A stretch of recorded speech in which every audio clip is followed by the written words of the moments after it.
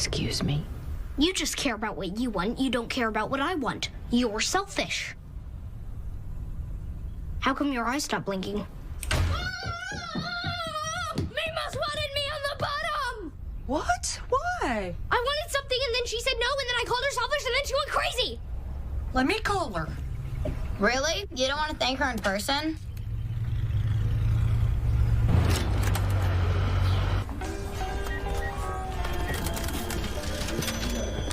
Pardon me.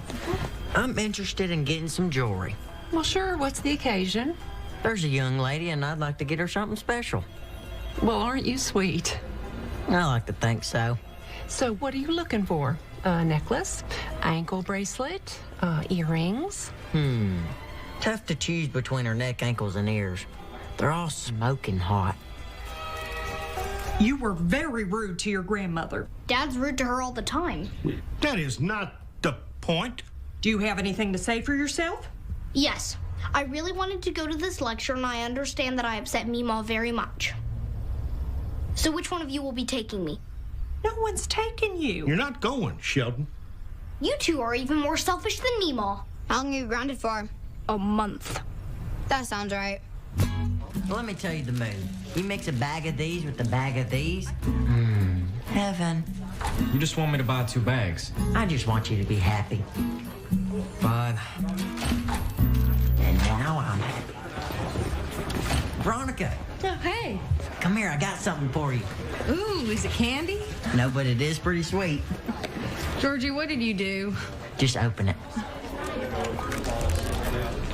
This looks expensive. It was. Check out the price tag. $100? And that's without tax.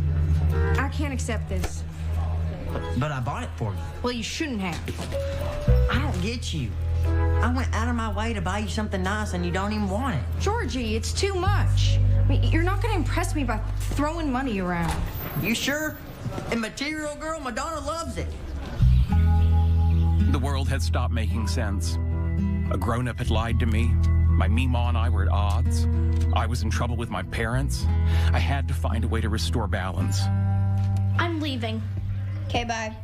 Before I go, I need to give this to you. You're interrupting television. What?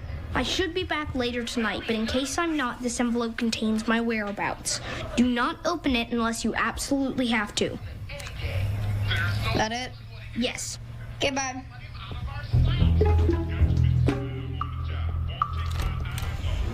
I just can't win. When I step in, I'm doing it wrong. And when I don't step in, she yells at me. I hear you. So Darlene does the same thing with you? No, but I'd hate it if she did. That sounds awful. So what do you two fight about? You know, normal stuff. Who loves the other one more? Whose turn it is for a foot rub? Oh, the other day, we did argue about which way the toilet paper should hang. Who won? I don't remember. We just ended up making love on the bathroom floor. Thank you, Wayne. This has been real helpful. When was the last time you took Mary out on a date? I couldn't even tell you. That poor woman. Hey, you're supposed to be on my side. I'd like to be, but you're not giving me much to work with.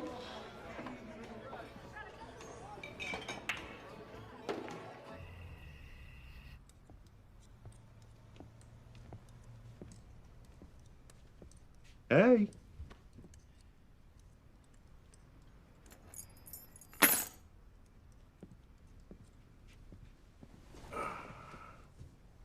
Smells like you had a good time. How'd you like to go out for dinner on Friday? Just you and me. Why? 'Cause you're my wife. I was your wife last Friday and we didn't go to dinner. Mary, I'm asking you on a date. Okay. Is that a yes? Sure. All right, then. If you did something stupid, I'm gonna find out. Mr. Gibbons, a moment of your time. I'm curious about more cost-effective methods of generating electricity. And? And I came to you. Go. Well, there's fossil fuels, like oil and coal. Too dirty. Hydro. Too wet. Solar? With this fair skin? Next. Wind? You know what the problem with wind is. It's too reliant on wind. I think I'm looking for something a little more indoors. How about nuclear power? It's clean and efficient and very safe until something goes horribly wrong. That could work. Oh, goody. Are we done? Almost. I have one last question about nuclear reactors. What? How do I build one? Go. Spoiler alert, he didn't know. Hello, is this the studio that makes the Professor Proton show? Excellent. May I speak to him, please? Well, then I'd like to leave him a message. My name is Sheldon Cooper, and I'm trying to build a nuclear reactor, and I could use his help. My number is 409-356-6049. Thank you. I'm gonna hang up now because this is long distance, and my father doesn't make much money. Goodbye. I'll get it.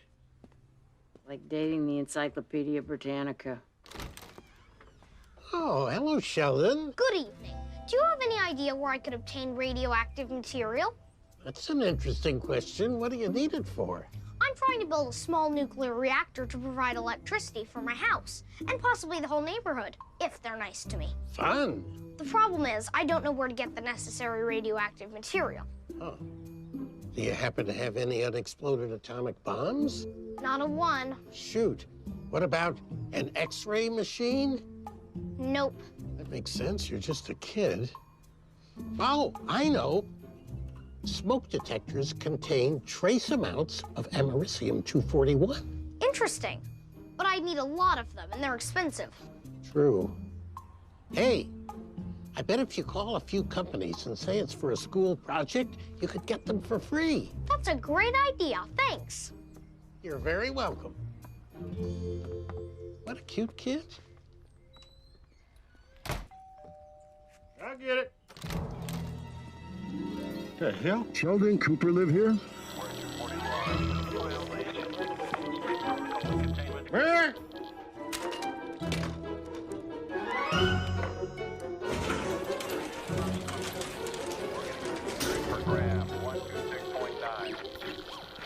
Am I in trouble? Dad, could you please come into the living room? What for? My brain did something impressive, and I'd like to share it with you.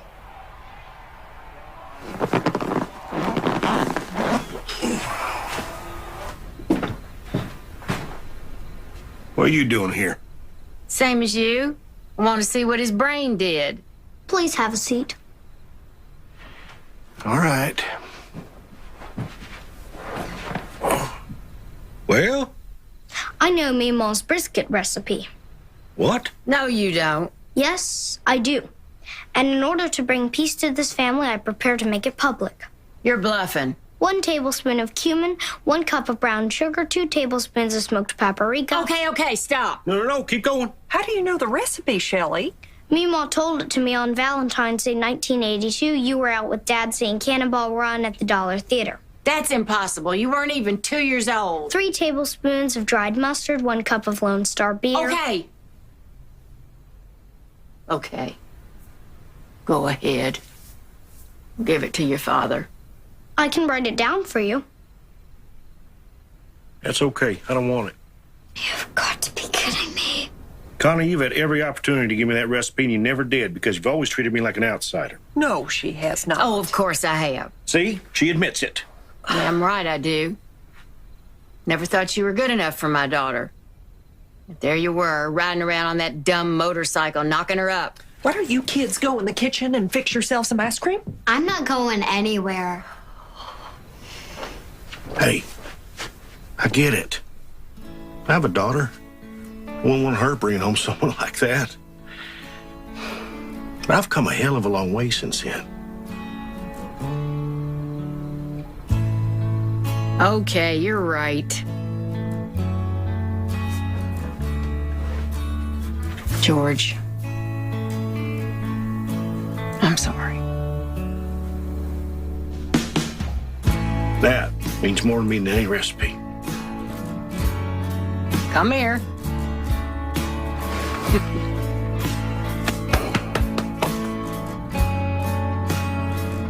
Don't let the hug fool you. The minute she went home, he made me give him the recipe. Next Thursday, in every genius's life, there comes the problem they just can't figure out. That's it. You're taking a break from science. You need a new hobby. Good news. What is it? A fantasy book series called The Lord of the Rings.